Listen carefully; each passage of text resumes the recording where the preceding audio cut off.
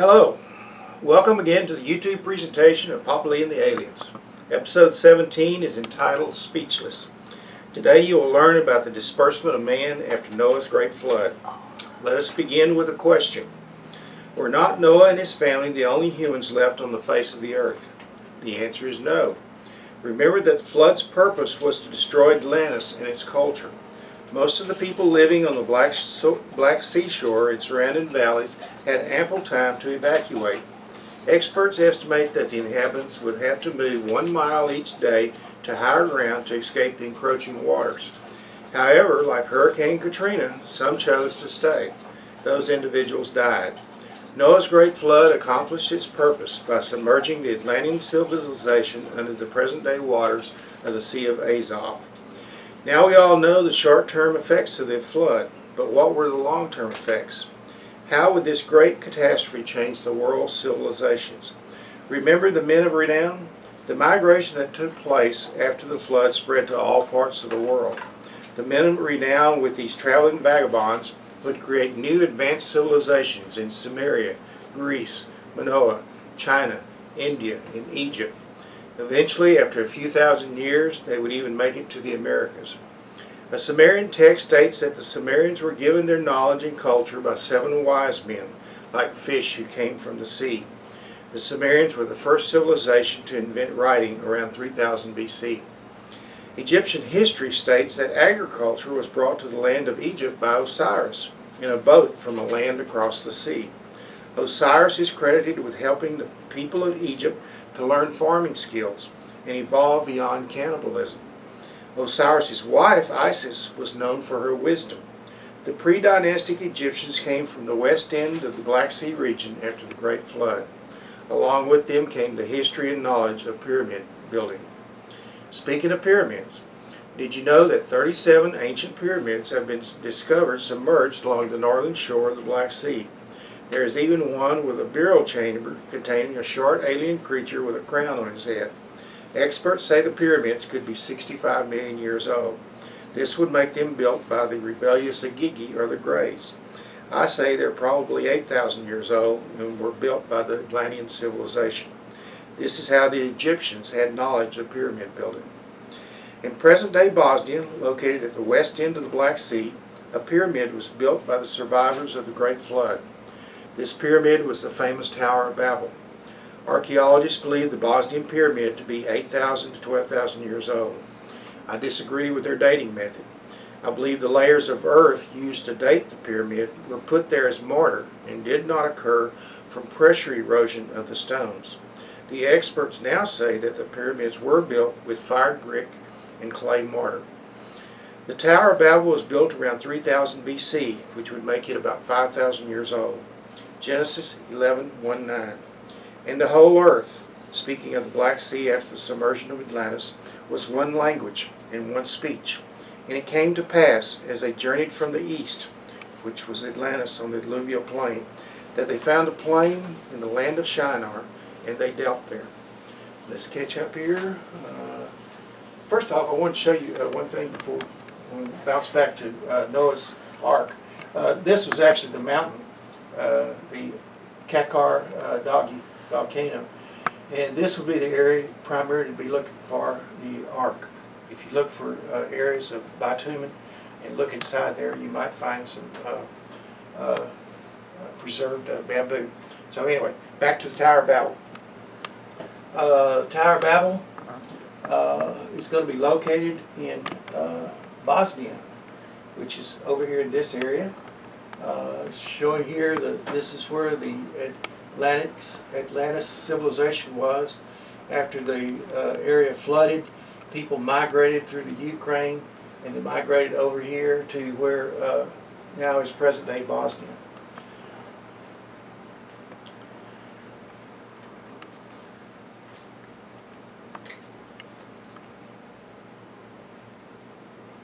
And it came to pass, as they journeyed from the east, which is Atlantis on the alluvial plain, that they found a plain in the land of Shinar, and they dwelt there. Where in the heck is Shinar? There has been a lot of controversy about Shinar. All of the experts believe Shinar was in Mesopotamia. Noah was in Mesopotamia. Why would God worry about Noah's offspring building a city there? Was that not why they were saved in the first place? Genesis 9:7. And you, be ye fruitful, and multiply therein. Shinar was not in Mesopotamia. Shinar was in Bosnia. The Hebrew meaning of Shinar is that what is young or shakes or growls. I'll show you here. This is where the civilization of Atlantis was. This is the Bosnia Strait. This is where all the water flowed through. The water flowed through at a rate 200 times that of Niagara Falls. That makes the ground even shake when it's hitting. Remember, the water was, it was a 300-foot drop to the Black Sea, and the ground actually shook, and the roar was actually the sound that it made. And that's where they came from. They came from the east and traveled westward. And if you looked at this would be the area of Iraq here, right here anyway. There's no place eastward where they could travel from. This makes no sense whatsoever. And then also after the Great Flood, there was no place for the people in Iraq to disperse to. So Mesopotamia was not Shinar. That is not where the Tower of Babel was built. All the experts will tell you that that's where it is, but it's not. The Hebrew meaning of Shinar is that what is young or shakes or growls. Shinar is the land from which the roar of the waters of the Bosphorus Straits were heard during the Great Flood. Remember I said that the sound of the waters rushing through the straits were 200 times the volume of Niagara Falls. Ask anyone you know who has been in Niagara Falls how loud the roar of the water is. They will tell you it's pretty loud. Genesis 11:3-9. And they said one to another, Go to, let us make brick, and burn them thoroughly. And they had brick for stone, and slime had they for mortar. The experts believe that slime was pitch. I believe that if it was pitch, it would have been called pitch, as it was in the building of the ark. Slime is just clay or mud used for mortar. And they said, Go to, let us build a city and a tower, whose top may reach unto heaven, and let us make up a name, lest we be scattered upon the face of the earth. And the Lord came down to see see the city and the towers which the children of men builded. Actually, the sons of God came down in their spaceship to see the new city. Lord is translated to mean master, whether it be God or man. The children of men, who were they? They were people, including the offspring of the men of renown who survived the great flood.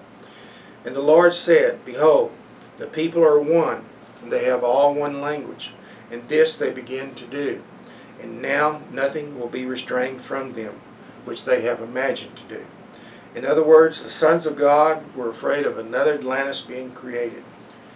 Go to, let us go down, and thus confound their language, that they may not understand one another's speech. So the Lord scattered them abroad from thence upon the face of the earth, and they left off to build a city. Therefore is the name of it called Babel, because the Lord did confound the language of all the earth. And from thence did the Lord scatter them abroad upon the face of the earth. The children of men, the survivors of Atlantis, migrated west to the present-day Bosnia. They chose a plain much like that on which Atlantis was built. To prevent death by flood, they built a pyramid to escape rising waters. The sons of God came down to the city and realized that man would again lose control of his morality. So again, they traveled from the east. They were here, civilization of Atlantis being flooded, migrated through Ukraine, came over to Bosnia. Here in Bosnia, they settled in an area I forgot the name of it now, but anyway, settled in a town where there was a plain. This is a big floodplain here. These are areas of flood that just occurred a few years ago. The plain that they built it on is this area right here. This is the river that flows down through here.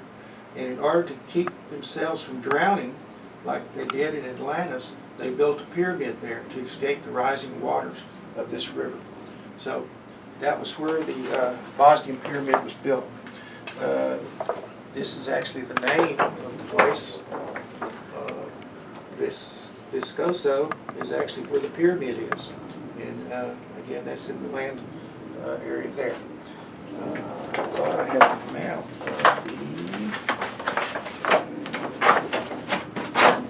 okay. So, they traveled from the east. They went to Bosnia. To compound their speech and scatter them across the earth, the sons of God introduced the measles virus to the people. Having no immunity, the infection rate was nearly 100% of the population. Adults and their young would survive. Their infected offspring that were born would be deaf. They therefore could not learn the language. Having an average lifespan of 35 to 40 years, the new deaf population would require 2 to 3 generations to occur before immunity in a new language would be achieved. Measles was often mistaken for smallpox in the ancient world. It was the fear of smallpox that caused families to scatter with their loved ones to get away from the populace.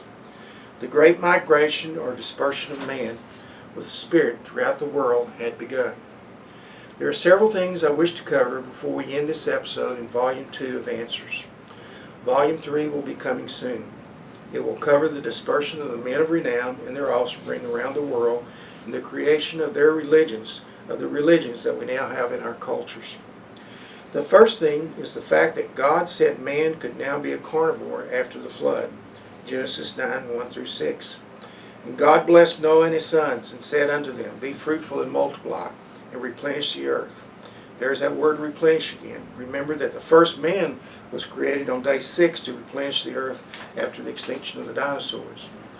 And the fear of you and the dread of you shall be upon every beast of the earth, and upon every fowl of the air, upon all that move upon the earth, upon the death, and upon all the fishes of the sea. Into your hand are they delivered. Every moving thing that liveth shall be meat for you, even as the green herb in the Garden of Eden have I given you all these things. So now man can eat meat, but the flesh of life thereof, in other words, man with an indwelling spirit, which is the blood thereof, shall ye not eat. In other words, cannibalism is taboo. The second thing is that not every species of animals were taken aboard the ark. The only animals taken aboard were the domesticated animals owned by Noah. The Bible was very specific on the numbers to be taken to prevent inbreeding in the future. The animals taken aboard were merely for a new beginning. The third thing is that mankind was promised that it would not be destroyed again, in spite of how immoral we might become. Genesis 8:21-22. And the Lord smelled a sweet savor, and the Lord said in his heart, I will not again curse the ground any more for man's sake. For the imagination of man's heart is evil from his youth.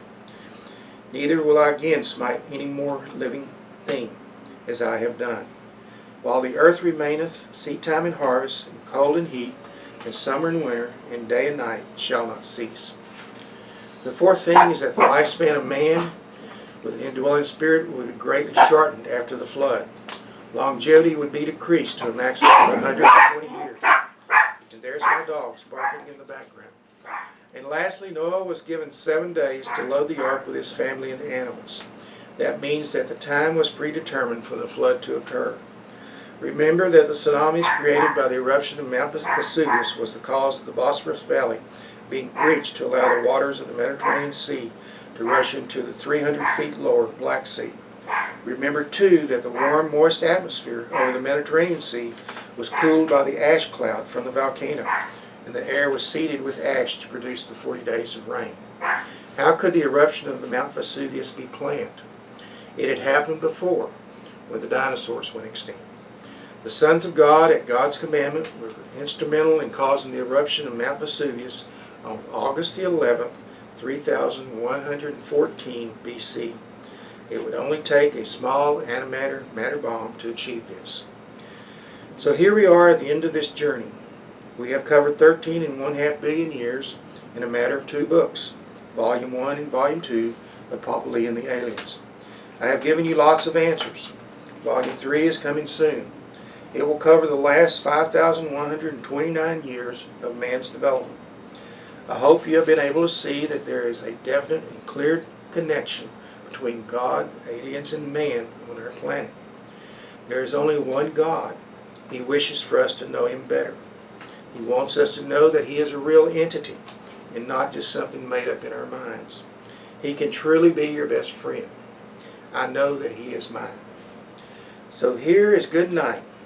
Papa Lee signing off. The Lord really is my shepherd. I truly do not want. He makes me to lay down in green pastures. He provides all my nourishment. He leadeth me beside the still waters. I will never be thirsty. He restores my soul. When I get kicked in the teeth, He is there to pick me up and brush me off. He leadeth me in the paths of righteousness for His name's sake. Each day I am given an opportunity to show others how deep His love for us truly is. Yea, though I walk through the valley of the shadow of death, I shall fear no evil. I have never been afraid since the night of June 1978. Thy rod and thy staff, they comfort me. The rod was a short stick for fending off wolves, and the staff was a stick with a curve on the end to retrieve the sheep from water and crevices. Thy rod is the Son of God. Thy staff is the Holy Spirit. They are here to give us comfort and peace. Thou preparest a table before me in the presence of mine enemies. You must be gracious to all that do not see your way. Thou anointest my head with oil. You give me the responsibility to be a bigger and better man. My cup runneth over. I am truly blessed. Surely goodness and mercy shall follow me all of the days of my life, and I will dwell in the house of the Lord forever. I will stay the course. I will be a good servant. I know that I will see my shepherd in heaven. The end of the beginning. Bah.